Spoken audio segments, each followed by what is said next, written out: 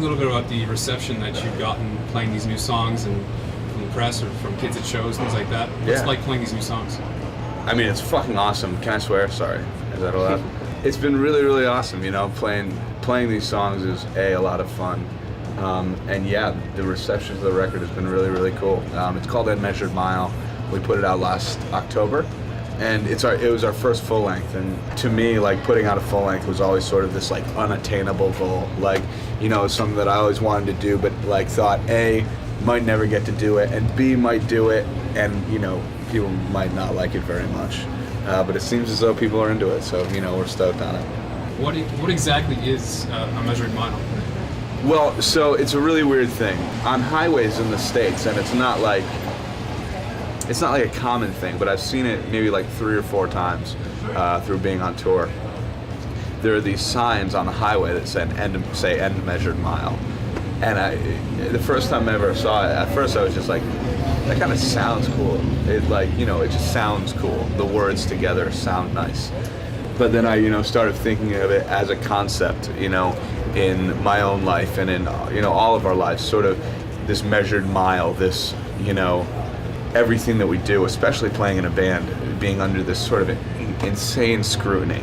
And, you know, people, you know, you can be like, oh man, that band's so big, or that band's bigger than this band, or, you know, I like their old record better than their new record. And it's just always, there's this fucking scale that bands get put on. And, you know, even, you know, in our everyday, regular people lives, you know, we're always on the scale.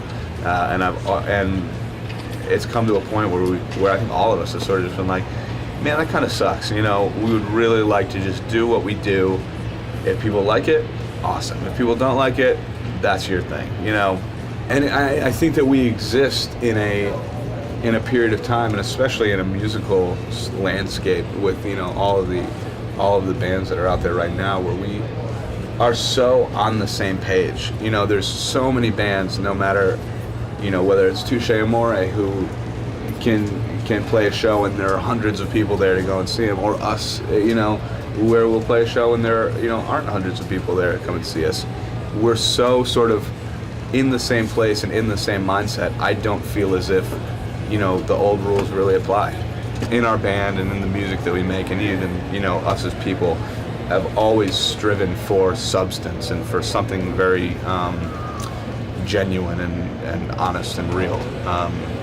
And I think that those values, and I think that drive is lost a lot of times, especially, you know, back then as well as today. I think there's plenty of bands who have sort of let those values sort of escape them in the music that they make. But those are things that we've always wanted to keep very near and dear to us.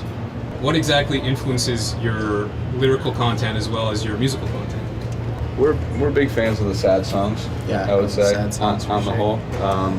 An emotional musical interpretation. So, like, you know, doing our best to sort of portray a certain feeling, or, you know, a very specific point or idea through the music that we make and the lyrics that we write, and, you know, what have you. Yeah, so for better or for worse, that's sort of how we've always done things.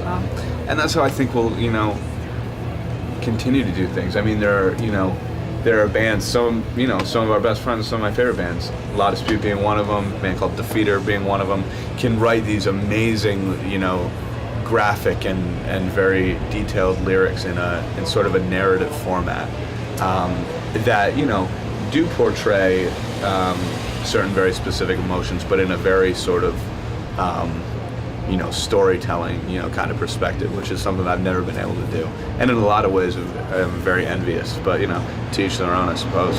You talked about the release before, and this is something we talked about last night. Like, dude, Balance had the worst day yesterday. Their van broke down. Like, they had to pay a shitload of money just to get their van fixed. Like, they're a few hours late to the show.